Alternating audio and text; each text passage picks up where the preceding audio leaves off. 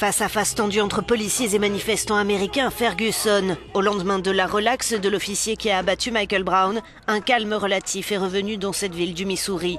Pour ne pas revivre la nuit d'émeute de la veille, le nombre de soldats en patrouille a été multiplié par 3. Des violences condamnées par le président des États-Unis qui s'est une nouvelle fois exprimé sur cette affaire. À ceux qui pensent que ce qui est arrivé à Ferguson est une excuse à la violence, je n'ai aucune sympathie pour vous. Je n'apprécie pas que l'on détruise sa propre communauté. Mais pour la grande majorité des gens qui se sentent simplement frustrés parce qu'ils ont l'impression que certaines communautés ne sont pas traitées de manière équitable ou que certains individus sont traités différemment des autres, je les comprends.